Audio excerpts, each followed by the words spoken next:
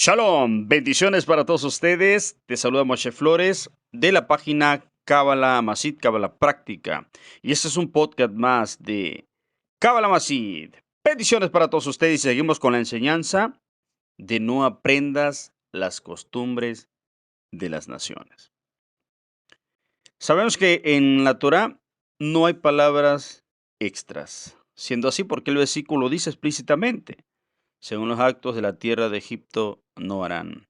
Y según los actos de la tierra de Canaán no harán. Podemos entender esto al estudiar una enseñanza de nuestros sabios. Por ejemplo, en Pirkei Avot dice: dos personas que se sientan juntas y no hay palabras de Torah entre ellas son como una asamblea de burlones. Pirkei Avot 3.2. Los comentaristas explican que una asamblea de burlones se refiere al lugar físico donde se reúnen. Su maldad permanece en el lugar incluso después que ellos se fueron de ahí.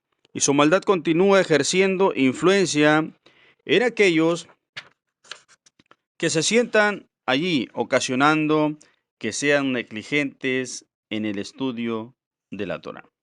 Encontramos esta misma idea en el primer versículo de Tejilín. Afortunado es el hombre que no camina en el consejo de los malvados, ni se para en el camino de los pecadores, y no se sienta en una asamblea de burlones. Tejilín 1:1. Tal como dijimos, una persona malvada ejerce influencia en su alrededor físico y su huella permanece incluso después que se va. Por eso el Melech David alababa al hombre recto que no se sienta donde los malvados se sientan, incluso si ellos no están presentes. No solo los habitantes de Egipto y de Canaán eran impuros, sino también la tierra de Egipto lo era. Eres Israel, por el contrario, es un lugar innato e inherentemente puro y sagrado. El mundo entero fue fundado en la roca de Sheitá, en el corazón del Beit Hamikdash. Este lugar es la puerta al Shamaín, a través del cual fluye la bendición divina a la tierra, como nuestro patriarca Jacob vio en su sueño. Rabbi Abraham Azulay explica extensamente, por ejemplo, que Eretz Israel es la primera en recibir la bendición divina. Baruch Hashem. Aún así también puede ser mancillada con pecados, como sucedió con los cananeos. E incluso después que los malvados se van, su influencia persiste. Por lo tanto, uno siempre debe ser precavido. Nuestros sabios explican que incluso los objetos inanimados pueden conservar y transmitir influencias impuras. Esto puede ser el significado de la explicación del Zohar al mandamiento de la Torah relacionado con los Nigei Batim, un tipo de lepra que afectaba a las casas en el Israel que habían sido construidas y habitadas por los cananeos.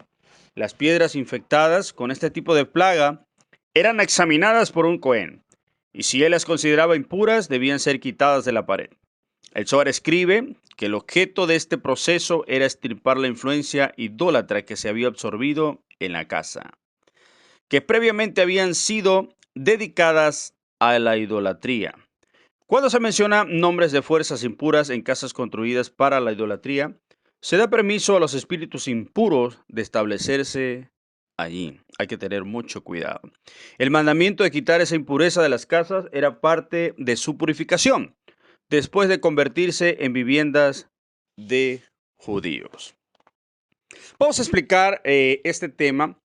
Amados, sabemos que hay muchísimas personas, muchísimas almas que han salido de los dogmas religiosos. El Creador los ha librado y nos libre siempre de esas cosas.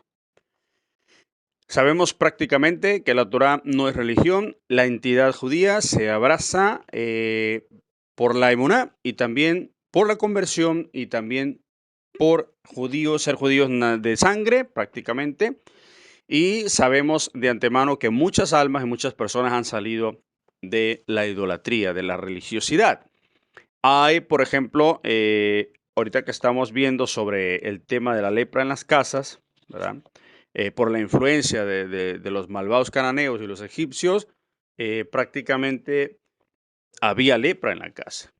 ¿Por qué? Porque había espíritus malignos ahí, como lo relata aquí estos escritos, eh, ¿Por qué? Porque esas casas eran utilizadas para la hechicería.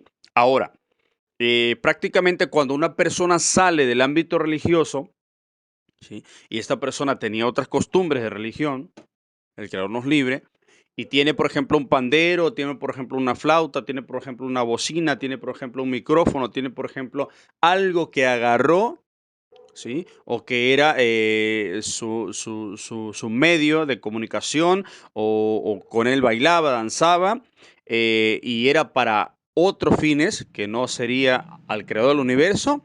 Hay que desechar esos instrumentos. Hay que sacarlos fuera de nuestras viviendas y de nuestras vidas. Hay que desecharlos comúnmente. No regales lo que no sirve, lo que está impuro. Es una recomendación, una segura para todos ustedes. Baruch Hashem, bendiciones para todos ustedes. Y esto es un podcast más de Cábala Masid, Cábala Práctica. Bendiciones.